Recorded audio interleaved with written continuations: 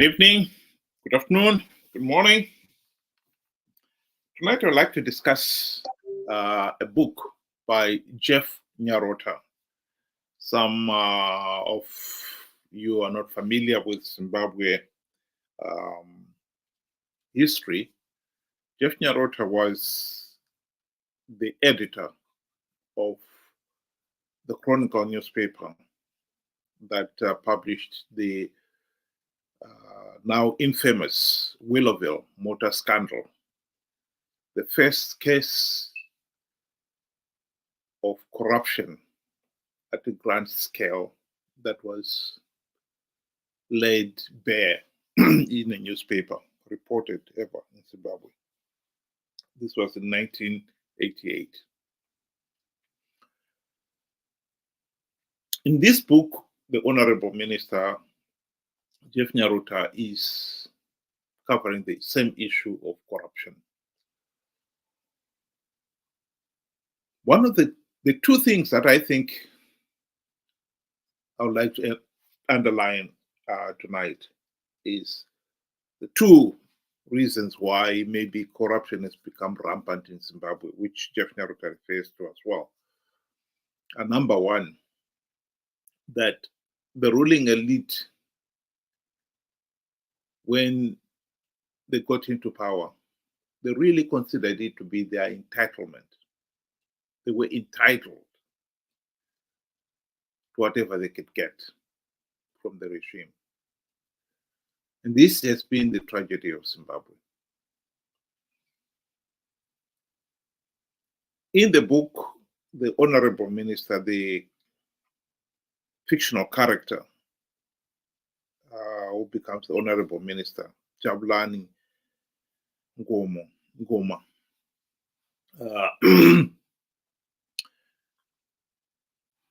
had to leave to join the Liberation War in a huff because he was wanted for a serious crime. And so he had to run away. And one of the things that he said to his wife on the night he left home was, and I quote, "Our sacrifice will be fully rewarded or compensated after the war," Jabulani Ngoma had said as he kissed her goodbye, his wife that is, to join the Liberation War outside his parents' home in Nyore. Those of us taking this calculated risk in the national interest would be richly rewarded in Zimbabwe. There is no denying that many of those who joined the Liberation War firmly believed that when they came back, the nation owed them big. Indeed, they were entitled to take their reward. There's no doubt also that there are many who did go join this liberation struggle because they genuinely believed that the system was unjust. There cannot be any denying it. But once Mugabe got into power and he started rewarding those around him, particularly ministers, deputy ministers, and all his war friends, most of it, of course, was meant to protect himself. He portrayed himself as the one who could make your life very comfortable, rewarding you. And of course, this created this culture of the chef culture, the culture of entitlement. If you're a chef, he could not be seen driving an ordinary car. So within a few weeks of getting into power, he substituted the Peugeots that Ian Smith's ministers were driving with Class S Mercedes-Benz.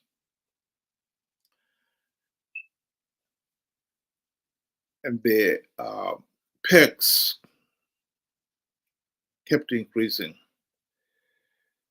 to the point where it became the norm, where the chefs had always the best cut of everything.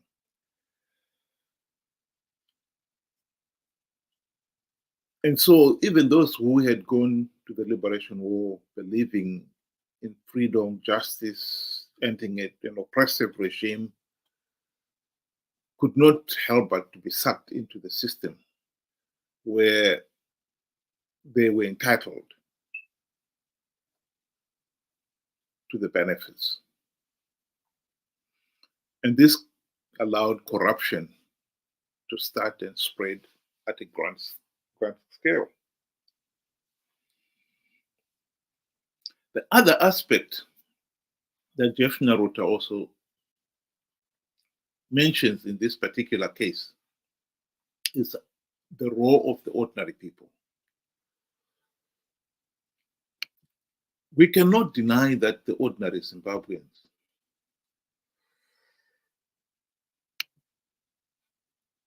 even when corruption was being shown to be on the increase, the ordinary Zimbabwean did not stand up and say, no, this is not right.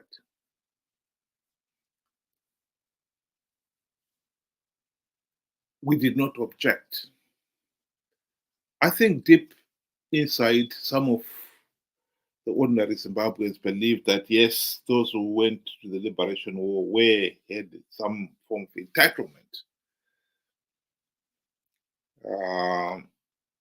Even when they felt maybe the looting was getting to be too much, they still said nothing.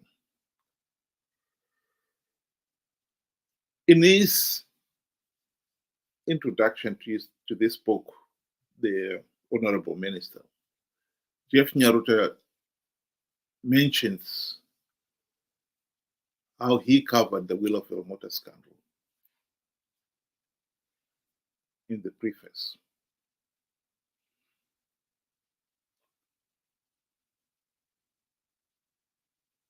I think I'll just read that bit of it because I think it highlights the point I'm trying to make. My own keen interest in the subject of corruption dates back to those early years of Zimbabwe's independence when I edited the Chronicle, the daily newspaper published in the state of Bulawayo by the state-owned Zimbabwe Newspapers.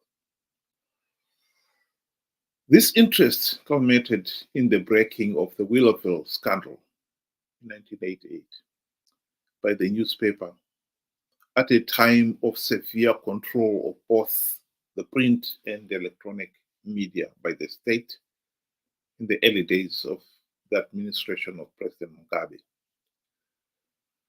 So unchallenged was the power wielded by Mugabe over a pliant populace that ultimately I became the only real victim of Wllowgate.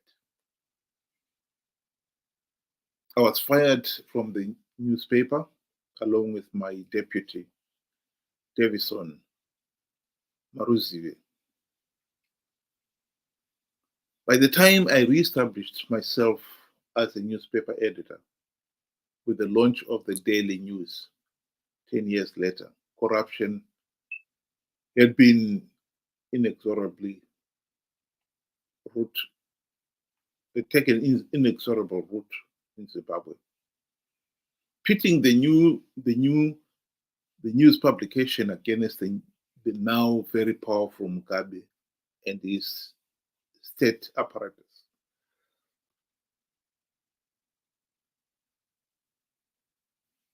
I can understand Jeff Nyaruta's frustration there. When the Willowgate motor scandal broke out, I'll be the first one to put up my hand and say that, like everybody else, we were appalled. But we'll also be the first one to admit that we did little else. And so Mugabe was able to really get away with it. Because, yes, some of the individuals named in that one were fired, but as we know, they were fired today, and the following day, or a few months later down the line, they were promoted.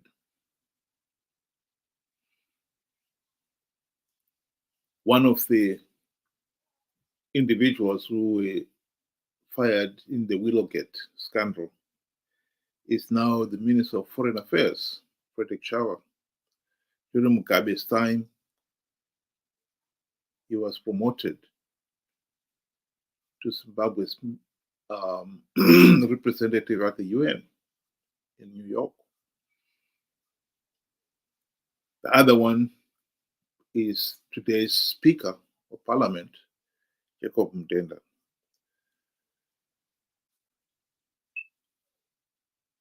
This has allowed corruption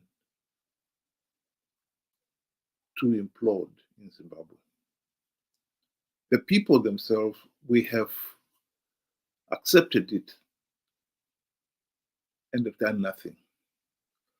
And people like Jeff Nyaruta, who took the courage to report it, found themselves being victimized by the regime. And we, once again, have done nothing. I think this is a serious problem with Zimbabwe society today. We somehow believe that we are powerless, but we are not. I believe if the people had stood up and say the corruption, the rampant corruption is totally unacceptable, and piled on the pressure on the regime, we would not be where we are today. When some of the individuals who came thought they were entitled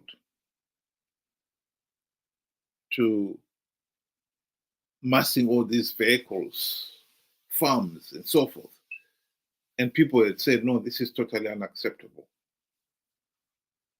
I think we would have curtailed it. We, the people, did nothing. The pliant populace, as Jeff would put it. And this has allowed corruption and mismanagement, vote rigging, to get completely out of hand.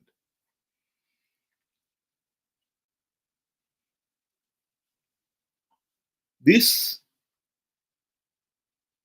situation has occurred, and we should have learned lessons from it. The importance of holding those in public office to account is at the heart of good governance. And yet we seem to fail to realize it.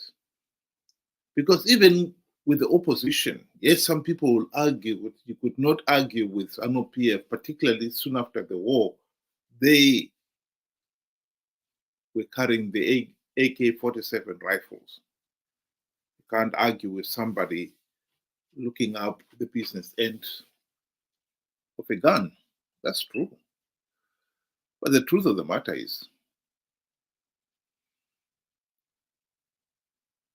in 43 years, we still have not found our voice. And we have applied the same naivety to the opposition.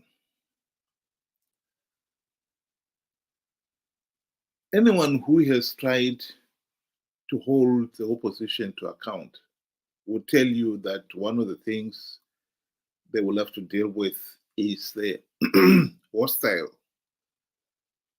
opposition supporters in public. It is not uncommon to hear the opposition supporters in public saying, you cannot criticize the opposition for failing to implement reforms.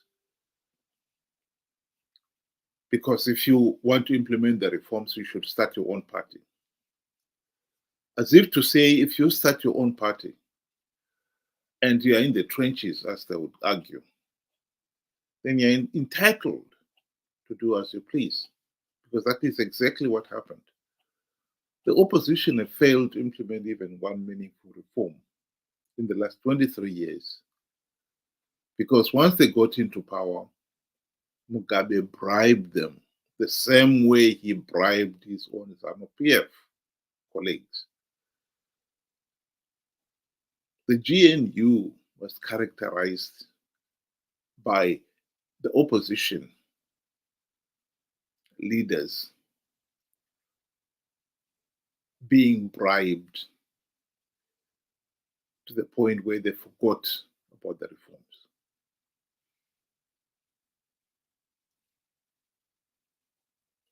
They thought they had made it. They were now part of the ruling elite, and so they did not want to rock the boat. And we, the public, for our part, said nothing. Did not turn around to Morgan Tsvangirai and company and say, what are you doing here? You're supposed to be implementing reforms. Why haven't you done so? We said nothing. And even today, with the benefit of hindsight, we still fail to do so.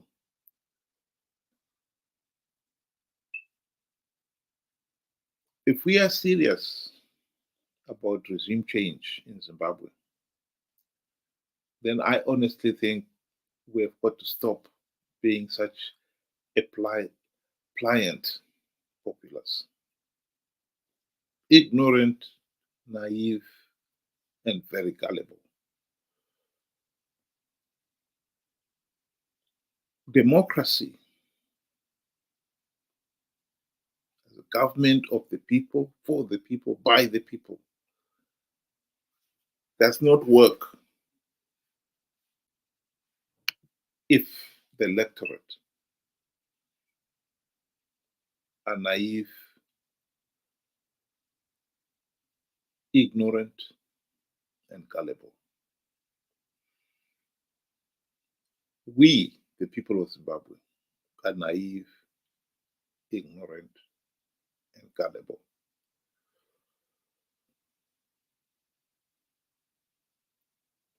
I think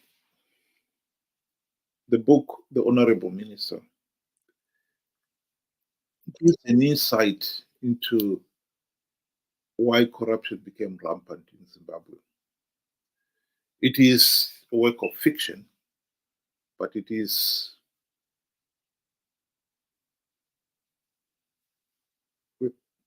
reporting on issues that really happened in Zimbabwe and that are still happening to this day. And I think we should, those of us who have the opportunity to read it, should read it and pay attention to the serious issues that Jeff Nyaruta brings in that book. That is part of the education of being informed.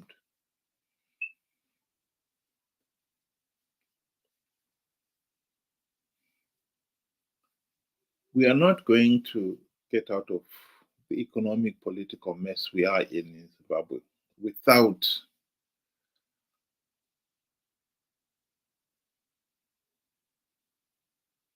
standing up and doing something to end the ignorance and naivety of the populace.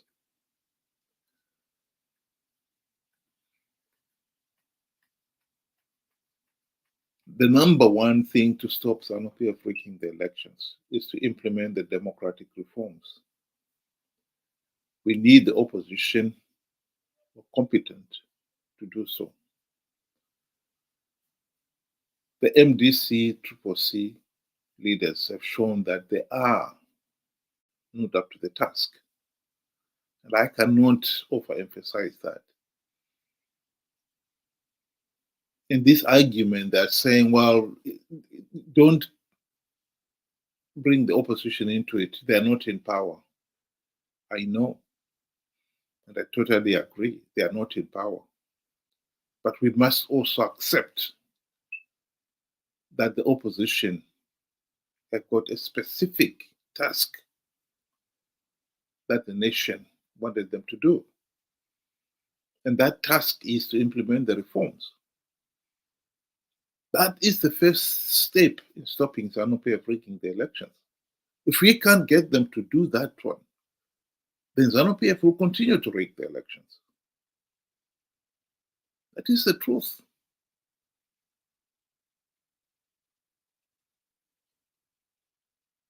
We are our own masters.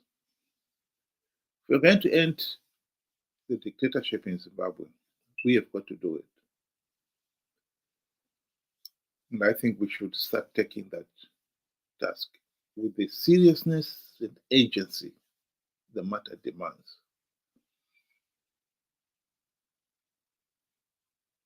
And my last word will be to those of you who have got the opportunity to read the book, The Honourable Minister. It's a book worth reading. And I would like to thank Jeff Nerota for writing it and making that contribution